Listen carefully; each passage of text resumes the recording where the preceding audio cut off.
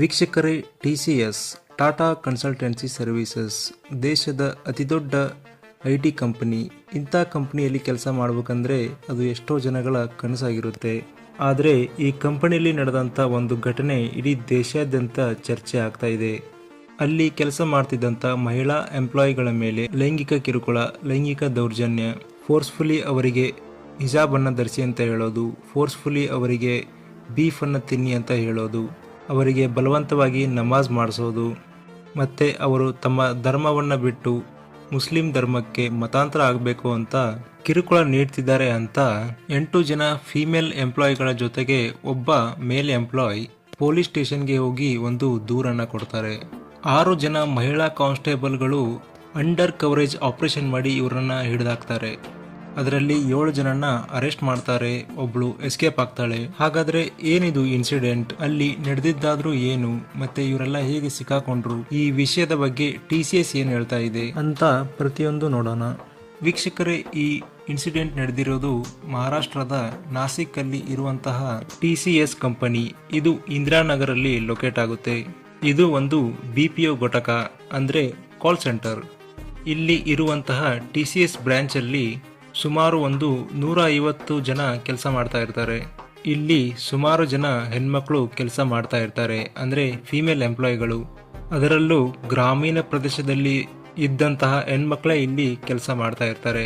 ಒಂದು ಕೆರಿಯರ್ನ ಕಟ್ಕೋಬೇಕು, ತಮ್ಮ ಮನೆಗೆ ಆಧಾರ ಆಗಬೇಕು ಅಂತ ಹೆಣ್ಮಕ್ಳು ಇಲ್ಲಿ ಕೆಲಸ ಮಾಡ್ತಾ ಇರ್ತಾರೆ. ಕಳೆದ ತಿಂಗಳು ಮಾರ್ಚಲ್ಲಿ, ಅಂದ್ರೆ ಇದೇ 2026 ಮಾರ್ಚಲ್ಲಿ ಅಲ್ಲಿ ಕೆಲಸ ಮಾಡ್ತಿದ್ದಂತ ಹುಡುಗಿಯ ತಂದೆ ತಾಯಿ ತಮ್ಮ ಮಗಳಲ್ಲಿ ಆದಂತಹ ಚೇಂಜಸ್ ಅನ್ನ ಅಬ್ಸರ್ವ್ ಮಾಡ್ತಾರೆ. ಅದೇನಂದ್ರೆ ಅವರ ಮಗಳು ಬೆಳಗ್ಗೆ ಸುಮಾರು 4 ಗಂಟೆಗೆ ಊಟವನ್ನ ಮಾಡ್ತಾ ಇರ್ತಾಳೆ. ಆಗ ಅವರ ತಂದೆ ತಾಯಿಗೆ ಒಂದು ಡೌಟ್ ಬರುತ್ತೆ, ಇದೇನಿದು ಇಷ್ಟೊತ್ತಲ್ಲಿ ಊಟ ಮಾಡ್ತಿದ್ದಾಳೆ ಅಂತ. ಆಗ ಅವರು ತಮ್ಮ ಮಗಳನ್ನ ಕೇಳ್ತಾರೆ, ಇದ್ಯಾಕೆ ಇಷ್ಟು ಬೇಗ ಊಟ ಮಾಡ್ತಿದ್ಯಾ ಅಂತ. ಅದಕ್ಕೆ ಅವ್ರ ಮಗಳು ಏನು ಹೇಳ್ತಾಳೆ ಅಂದರೆ, ಹಸುವಾಗ್ತಿದೆ, ಅದಕ್ಕಾಗಿ ಇವಾಗ ಊಟ ಮಾಡ್ತಾ ಇದ್ದೀನಿ ಅಂತ. ಆಗ ಅವ್ರ ತಂದೆ ತಾಯಿ ಏನಂತ ಅಂದ್ಕೊಳ್ತಾರೆ ಅಂದರೆ, ಏನೋ ಹಸುವಾಗಿರ್ಬೋದು ಬೆಳಗ್ಗೆ ಅಂತ ತಿಳ್ಕೊಂಡು ಅವರು ಇದನ್ನು ಜಾಸ್ತಿ ತಲೆ ಕೆಡಿಸ್ಕೊಳ್ಳೋದಿಲ್ಲ. ಅದಾದಮೇಲೆ ಅವಳು ಬೆಳಗ್ಗೆ ಮನೆಯಲ್ಲಿ ತಿಂಡಿ ಕೂಡ ಮಾಡೋದಿಲ್ಲ. ಕೇಳಿದ್ರೆ ಅಲ್ಲೇ ಆಫೀಸಲ್ಲಿ ತಿಂಡಿ ಮಾಡ್ಕೊಳ್ತೀನಿ ಅಂತ ಹೋಗ್ತಾಳೆ. ಇದಾದ್ಮೇಲೆ ಮತ್ತೆ ಅವಳು ಬೆಳಗ್ಗೆ ಊಟ ಮಾಡ್ತಾ ಇರ್ತಾಳೆ. ಇದು ಹೀಗೆ ರಿಪೀಟ್ ಆಗ್ತಾ ಬರುತ್ತೆ. ಆಗ ಅವ್ರ ತಂದೆ ತಾಯಿಗೆ ಅನುಮಾನ ಬರೋದಕ್ಕೆ ಶುರು ಆಗುತ್ತೆ. ಯಾಕಂದ್ರೆ ಇಲ್ಲೇ ಇರೋದು ಮೇಜರ್ ಟ್ವಿಸ್ಟ್. ಇಲ್ಲಿ ಆ ಹುಡುಗಿ ಬೆಳಗ್ಗೆ 4 ಗಂಟೆಗೆ ಊಟ ಮಾಡ್ತಾ ಇದ್ಲು, ಅಂದ್ರೆ ಸೂರ್ಯೋದಯ ಆಗೋಕ್ಕಿಂತ ಮುಂಚೆನೆ ಊಟ ಮಾಡ್ತಾ ಇದ್ಲು. ಸೂರ್ಯೋದಯ ಆಗೋಕ್ಕಿಂತ ಮುಂಚೆ ಊಟ ಮಾಡಿದ್ರೆ ಅದಕ್ಕೆ ಸುಹೂರ್ ಅಂತ ಕರೀತಾರೆ. ಅಂದ್ರೆ ರಂಜಾನ್ ಟೈಮಲ್ಲಿ ಮುಸಲ್ಮಾನರು ರೋಜಾ ಅಂತ ಪಾಲಿಸ್ತಾರೆ. ಅಂದ್ರೆ ಸೂರ್ಯೋದಯ ಆಗೋಕ್ಕಿಂತ ಮುಂಚೆನೆ ಊಟ ಮಾಡಿ ದಿನನಿತ್ಯ ಏನು ತಿಂದೆಲೆ ಇರೋದು. ಇಲ್ಲಿ ಆ ಹಿಂದೂ ಹುಡುಗಿ ಕೂಡ ಅದೇ ಮಾಡ್ತಾ ಇದ್ಲು. ಆಗ ತಂದೆ ತಾಯಿಗೆ ಇಬ್ಬರಿಗೂ ಕೂಡ ಇದೊಂಥರ ವಿಚಿತ್ರ ಅನ್ಸೋದಕ್ಕೆ ಶುರು ಆಗುತ್ತೆ. ಹಾಗಾಗಿ ಅವ್ರೇನ್ ಮಾಡ್ತಾರೆ ಅಂದ್ರೆ ಅವರ ಮಗಳ ಮೇಲೆ ಸೂಕ್ಷ್ಮವಾಗಿ ಒಂದು ಕಣ್ಣನ್ನ ಇಡ್ತಾರೆ. ಆಗ ಅವರ ತಂದೆ ತಾಯಿಗೆ ಅವರ ಮಗಳು ರೂಮಲ್ಲಿ ನಮಾಜ್ ಮಾಡ್ತಾ ಇರೋದು ಗೊತ್ತಾಗುತ್ತೆ. ಇದನ್ನ ನೋಡಿ ಅವರು ಶಾಕ್ ಆಗ್ಬಿಡ್ತಾರೆ. ಆಗ ಅವರಿಗೆ ಒಂದು ಕನ್ಫರ್ಮೇಶನ್ ಸಿಗುತ್ತೆ, ಅದೇನಂದ್ರೆ ಇಲ್ಲಿ ಏನೋ ಸಮಸ್ಯೆ ಆಗಿದೆ ಅಂತ. ಆಗ ಆ ಹುಡುಗಿ ತಂದೆ ತಾಯಿ ಏನ್ ಮಾಡ್ತಾರೆ ಅಂದ್ರೆ ಅವಳನ್ನ ಏನು ಕೇಳೋದಿಲ್ಲ. ಅವರು ಸೀದಾ ಈ ಹುಡುಗಿ ಜೊತೆ ಕೆಲಸ ಮಾಡ್ತಿದ್ದಂತ ಕಾಲೇಜಸ್ನ ಕೇಳ್ತಾರೆ. ಅಂದ್ರೆ ಅವರ ತಂದೆ ತಾಯಿ ಹತ್ರ ಈ ಹುಡುಗಿ ಕೆಲಸ ಮಾಡೋ 1-2 ಹೆಣ್ಣು ಮಕ್ಕಳು ಇವರಿಗೆ ಪರಿಚಯ ಇರ್ತಾರೆ. ಅವರಿಗೆ ಇವರು ಕಾಲ್ ಮಾಡಿ ಕೇಳ್ತಾರೆ. ಆಗ ಅವರು ಏನ್ ಹೇಳ್ತಾರೆ ಅಂದ್ರೆ, ಇದು ಬರೀ ನಿಮ್ಮ ಮಗಳದು ಕಥೆಯಲ್ಲ, ನಮ್ಮ ಆಫೀಸಲ್ಲಿ ಎಷ್ಟೋ ಜನದ ಕಥೆಗಳೇ ಇದೇ ತರ ಇದೆ ಅಂತ. ಯಾಕೆ ಅಂತ ಅವರು ಕೇಳಿದಾಗ ಆಗ ಅವರು ಉತ್ತರ ಏನ್ ಕೊಡ್ತಾರೆ ಅಂದ್ರೆ, ನಮ್ಮ ಆಫೀಸ್ನಲ್ಲಿ ಟೀಮ್ ಲೀಡರ್ ಮುಸ್ಲಿಂ ಇದ್ದಾರೆ ಅಂತ.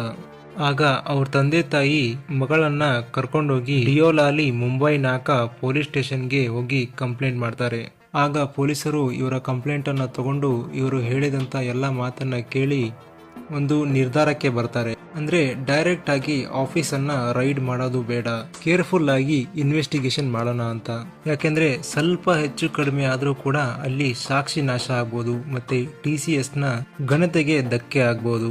ಅಂತ ಹೇಳಿ ಪೊಲೀಸರು ಒಂದು ನಿರ್ಧಾರಕ್ಕೆ ಬರ್ತಾರೆ. ಅದೇನಂದ್ರೆ ಅಂಡರ್ ಕವರೇಜ್ ಆಪರೇಷನ್. ಈ ಅಂಡರ್ ಕವರೇಜ್ ಆಪರೇಷನ್ ಏನಂತ ಅಂದ್ರೆ ಪೊಲೀಸರು ತಮ್ಮ ಯೂನಿಫಾರ್ಮ್ ಮತ್ತೆ ಐಡೆಂಟಿಟಿಯನ್ನ ತೆಗೆದು ಸಾಮಾನ್ಯ ಜನರಂತೆ ಅಲ್ಲಿ ಹೋಗಿ ಇನ್ವೆಸ್ಟಿಗೇಷನ್ ಮಾಡೋದು.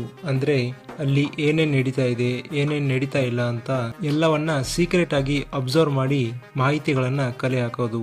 ಹೀಗಾಗಿ ಪೊಲೀಸರು ಏನ್ ಮಾಡ್ತಾರೆ ಅಂದ್ರೆ 6 ಜನ ಲೇಡಿ ಕಾನ್ಸ್ಟೇಬಲ್ಗಳನ್ನ ಇಲ್ಲಿರುವಂತಹ TCS ಕಂಪನಿ ಒಳಗಡೆ ಕೆಲಸಕ್ಕೆ ಸೇರಿಸೋದು.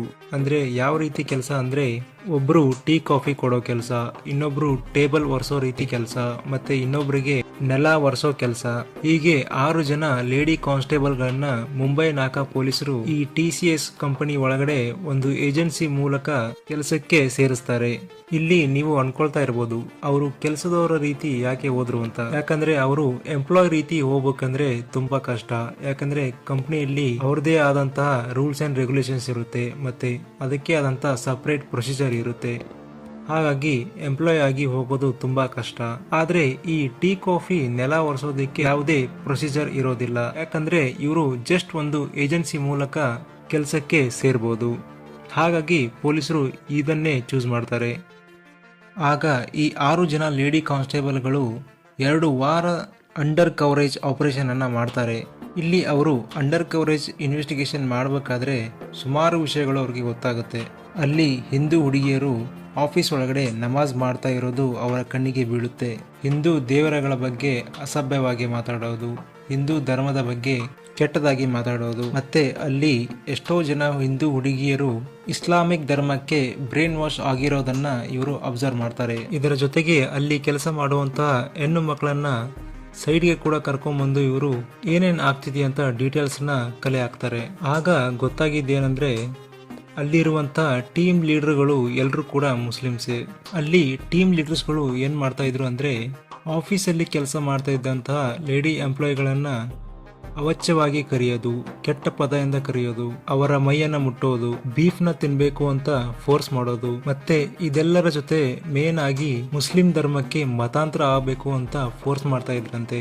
ಅಕಸ್ಮಾತ್ ಅವರು ಹೇಳೋ ಮಾತನ್ನ ಕೇಳಿಲ್ಲ ಅಂದ್ರೆ ಇರೋ ಬರೋ ವರ್ಕ್ ಎಲ್ಲ ಅವ್ರಿಗೆ ಕೊಡ್ತಾ ಇದ್ರಂತೆ. ಪೂರ್ತಿಯಾಗಿ ಅವರಿಗೆ ಮೆಂಟಲಿ ಪ್ರೆಷರ್ ಅನ್ನ ಮಾಡ್ತಿದ್ರಂತೆ. ಇದನ್ನೆಲ್ಲ ಅನುಭವಿಸಿದ ಕೆಲ ಎಂಪ್ಲಾಯ್ಗಳು TCS ಕಂಪನಿಯ AMG ಮತ್ತು HR ಗೆ ಕಂಪ್ಲೇಂಟ್ ಮಾಡ್ತಾರೆ. ಕಂಪ್ಲೇಂಟ್ ಮಾಡಿದ್ರೆ ಅವ್ರೇನ್ ಹೇಳ್ತಾರೆ ಅಂದ್ರೆ ಅಡ್ಜಸ್ಟ್ ಮಾಡ್ಕೊಂಡು ಹೋಗಿ ಅಂತ ಹೇಳ್ತಾ ಇದ್ರಂತೆ. ಈ TCS ಕಂಪನಿಯಲ್ಲಿ ಅಶ್ವಿನಿ ಚೈನಾನಿ ಅಂತ ಒಬ್ರು AMG ಇರ್ತಾರೆ. ಈ AMGಗೆ ಅಲ್ಲಿರುವಂತಹ ಲೇಡಿ ಎಂಪ್ಲಾಯ್ಗಳು ತಮಗೆ ಆಗ್ತಿದ್ದಂತಹ ಲೈಂಗಿಕ ಕಿರುಕುಳ ಮತ್ತೆ ಟೀಮ್ ಲೀಡರ್ಗಳ ಕಿರುಕುಳ ಬಗ್ಗೆ ಲೆಟರ್ ಅನ್ನ ಬರೆದು ಕೊಟ್ರೆ ಈ ಅಶ್ವಿನಿ ಚೈನಾನಿ ಏನ್ ಮಾಡ್ತಿದ್ಲು ಅಂದ್ರೆ ಅವರು ಕೊಡ್ತಿದ್ದಂತ ಲೆಟರ್ಗಳನ್ನೆಲ್ಲ ಡಸ್ಟ್ಬಿನ್ಗೆ ಹಾಕ್ತಿದ್ಲಂತೆ. ಇನ್ನು HR ಗೆ ಕಂಪ್ಲೇಂಟ್ ಮಾಡಿದ್ರೆ ಅಲ್ಲೂ ಕೂಡ ಸೇಮ್. ಅಲ್ಲಿ ಇದ್ದಂತಹ HR ಇನ್ನೂ ವಿಚಿತ್ರ. ಯಾಕಂದ್ರೆ ಆಕೆ ಹೆಸರು ನಿದಾ ಖಾನ್. ಆಕೆಯು ಕೂಡ ಇವ್ರಿಗೆ ಫೋರ್ಸ್ ಮಾಡ್ತಾ ಇದ್ಲಂತೆ, ಹಿಜಾಬ್ ಅನ್ನ ಹಾಕೋಬೇಕು, ಇಸ್ಲಾಮಿಕ್ ಧರ್ಮಕ್ಕೆ ಮತಾಂತರ ಆಗಬೇಕು ಅಂತ ಫೋರ್ಸ್ ಮಾಡ್ತಿದ್ರಂತೆ. ಒಂದು ಕಂಪನಿಯಲ್ಲಿ ಟೀಮ್ ಲೀಡರ್ ಇಂದ ಲೈಂಗಿಕ ದೌರ್ಜನ್ಯ ಅಥವಾ ಕಿರುಕುಳ ಆದ್ರೆ ಮೊದಲು ಅವರು ನಂಬಿಕೆ ಇಡೋದೇ HR ಮೇಲೆ. ಆದ್ರೆ ಇಲ್ಲಿ HR ಈ ರೀತಿ ಇದ್ರೆ ಅವರು ತಾನೇ ಏನ್ ಮಾಡೋಕೆ ಆಗುತ್ತೆ. ಅವರು ತಮಗೆ ದೌರ್ಜನ್ಯ ಕಿರುಕುಳ ಆದ್ರೆ ಯಾರ ಮುಂದೆ ಕೂಡ ಹೇಳ್ಕೊಳ್ಳೋದಕ್ಕೂ ಕೂಡ ಆಗೋದಿಲ್ಲ. ಯಾಕಂದ್ರೆ ಹೇಳ್ಕೊಂಡ್ರೆ ಜನ ಬೇರೆ ರೀತಿ ನೋಡ್ತಾರೆ. ಅಕಸ್ಮಾತ್ ಅವರು ತಮ್ಮ ತಂದೆ ತಾಯಿಗೆ ಕೂಡ ಇದರ ಬಗ್ಗೆ ಹೇಳಿದ್ರೆ ಕೆಲ್ಸಕ್ಕೆ ಹೋಗ್ಬೇಡ ಅಂತ ನಿಲ್ಲಿಸ್ತಾರೆ, ಇಲ್ಲಾಂದ್ರೆ ಕೆಲಸ ಕಳ್ಕೋಬೇಕು. ಹಾಗಾಗಿ ಜಗತ್ತಲ್ಲಿ ಎಷ್ಟೋ ಜನ ಹೆಣ್ಮಕ್ಳು ಇದ್ರ ಬಗ್ಗೆ ಎಲ್ಲೂ ಕೂಡ ಹೇಳ್ಕೊಳ್ಳೋದಿಲ್ಲ. ಈಗ ಕೇಸ್ ಬಗ್ಗೆ ಬರೋಣ. ಅಲ್ಲಿ ಈ ಮಾಹಿತಿಗಳನ್ನ ಕಲೆ ಹಾಕಿದಂತ 6 ಜನ ಲೇಡಿ ಕಾನ್ಸ್ಟೇಬಲ್ಗಳು ಅಲ್ಲಿ ತುಂಬಾನೇ ತೊಂದರೆಯಲ್ಲಿದ್ದಂತಹ 8 ಜನ ಲೇಡಿ ಎಂಪ್ಲಾಯ್ಗಳಿಗೆ ಧೈರ್ಯ ತುಂಬಿ FIR ಅನ್ನ ದಾಖಲೆ ಮಾಡಿಸ್ತಾರೆ. ಆಗ ಪೊಲೀಸರು ಅಲ್ಲಿರುವಂತಹ ಟೀಮ್ ಲೀಡರ್ಗಳನ್ನ ಅರೆಸ್ಟ್ ಮಾಡ್ತಾರೆ. ಒಟ್ಟು 8 ಜನ ಟೀಮ್ ಲೀಡರ್ಗಳಿರ್ತಾರೆ. ಅವರ ಹೆಸರುಗಳು ಏನೇನಂದ್ರೆ ಟೀಮ್ ಲೀಡರ್ ಆದಂತಹ ಆಸಿಫ್ ಅನ್ಸಾರಿ, ಶಫಿ ಶೈಖ್, ಶಾರುಖ್ ಕೋರೇಶ್, ರಜಾ ಮೆನೋನ್, ತೋಸಿಫ್ ಅತ್ತರ್, ಡ್ಯಾನಿಶ್ ಶೈಖ್ ಮತ್ತೆ AMG ಆದಂತಹ ಅಶ್ವಿನಿ ಚೈನಾನಿ. ಯಾವಾಗ ಇವರೆಲ್ಲ ಅರೆಸ್ಟ್ ಆದ್ರು ಆಗ ಅಲ್ಲಿದ್ದಂತ HR ಆದಂತಹ ನಿದಾ ಖಾನ್ ತಲೆ ಮರೆಸ್ಕೊಂಡ್ಬಿಡ್ತಾಳೆ. ಇಲ್ಲಿಯವರೆಗೂ 4 ದಿನ ಆದರೂ ಕೂಡ ಅವಳು ಪತ್ತೆ ಇಲ್ಲ. ಇಲ್ಲಿಯವರೆಗೂ ಅವಳು ಎಲ್ಲಿ ಇದ್ದಾಳೆ ಅಂತ ಕೂಡ ಗೊತ್ತಿಲ್ಲ. ಅಡಗಿಕೊಂಡೇ ಆಂಟಿಸಿಪೇಟರಿ ಬೇಲ್ಗೆ ಈಗ ಅವಳು ಅಪ್ಲೈ ಮಾಡಿದಾಳೆ. ನಿದಾ ಖಾನ್ ತನ್ನ ಬೇಲಲ್ಲಿ ಏನಂತ ಉಲ್ಲೇಖ ಮಾಡಿದಾಳೆ ಅಂದ್ರೆ, ನಾನು ಈಗ ಪ್ರೆಗ್ನೆಂಟ್, ಹಾಗಾಗಿ ನನಗೆ ಬೇಲ್ ಬೇಕು.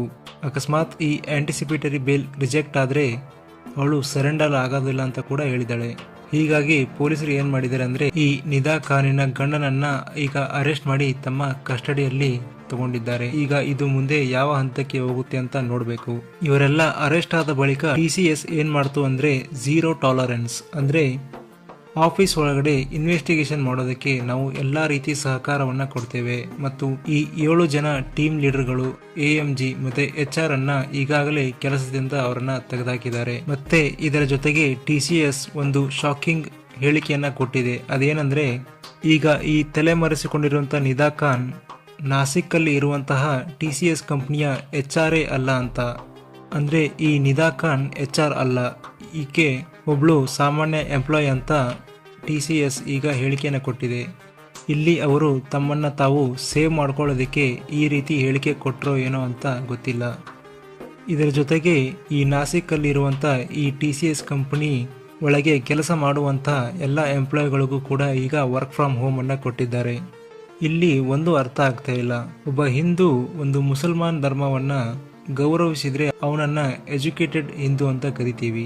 ಹಾಗೆ ಒಬ್ಬ ಮುಸ್ಲಿಂ ಹಿಂದೂ ಧರ್ಮವನ್ನ ಗೌರವಿಸಿದ್ರೆ ಅವನನ್ನ ಎಜುಕೇಟೆಡ್ ಮುಸ್ಲಿಂ ಅಂತ ಕರಿತೀವಿ. ಆದ್ರೆ ಇಲ್ಲಿ ಅರೆಸ್ಟ್ ಆದಂತ ಇವರೆಲ್ಲರೂ ಕೂಡ ಎಜುಕೇಟೆಡ್ ಆದಂತ ಇವರೇ ಈ ರೀತಿ ಮಾಡಿದ್ರೆ ಇದಕ್ಕೆ ಏನಂತ ಹೇಳ್ಬೇಕಂತ ಗೊತ್ತಾಗ್ತಿಲ್ಲ. ಇಂಥವ್ರಿಂದ ಒಳ್ಳೆ ಮುಸ್ಲಿಮ್ಸ್ಗೂ ಕೂಡ ಕೆಟ್ಟ ಹೆಸರು. ಇದರಿಂದ ಇಂಡಿಯಾದಲ್ಲಿ ಹಿಂದೂ ಮುಸ್ಲಿಂ ಅನ್ನೋ ವಿರೋಧ ಇನ್ನೂ ಹೆಚ್ಚಾಗುತ್ತೆ. ನಿಮಗೆ ಇದ್ರ ಬಗ್ಗೆ ಏನನ್ಸುತ್ತೆ ಅಂತ ಕಮೆಂಟ್ ಮಾಡಿ.